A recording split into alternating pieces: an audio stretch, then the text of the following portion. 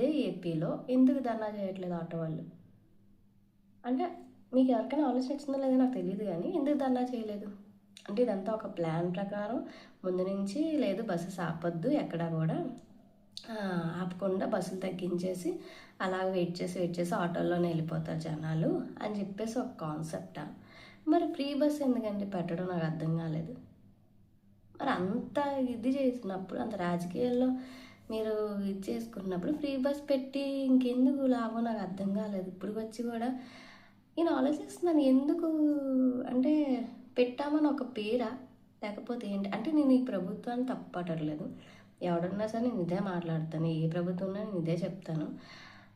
అంటే ఇప్పుడు free bus పెట్టారు ఓకే ఇప్పుడు వీళ్ళకి మంచి చేస్తాం అని అనుకుంటున్నారు కానీ అదే ఇది ఎంతమంది ఇబ్బంది పడుతున్నారు అనేది మీకు అర్థం కావట్లేదు. ఇంతమంది సఫర్ అవుతున్నారు, ఇంతమంది ఇబ్బంది పడుతున్నారు. ఇప్పుడు చాలామంది ఏంటి ఆడవాళ్ళు మగల దాంట్లో ఎక్కిపోతున్నారు, మాకు ప్లేసులు ఉండట్లేదు అది ఇది అని చెప్పేసి చాలా గొడవలు అవుతున్నాయి. అది కూడా నేను ఫేస్ చేశాను బిఫోర్. ఇప్పుడు ఓకే అది అంతవరకు ఫాల్ట్ ఉంది, సగం అమ్మాయిల వైపు కూడా ఉన్నది. వెళ్ళి కూర్చోవడం ఓకే, ఖాళీగా ఉంటే కూర్చోవచ్చు, ఎవరైనా కూర్చోవచ్చు, అది వేరే విషయం.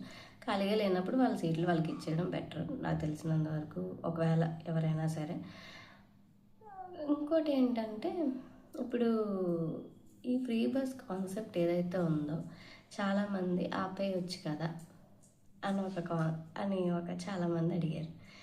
అంటే ఆపేయచ్చు కదా, ఎందుకు ఈ ఫ్రీ బస్ పెట్టి ఇంత ఇబ్బంది పెడుతున్నారు జనాల్ని అని చెప్పేసి చాలామంది ఇదవుతున్నారనమాట.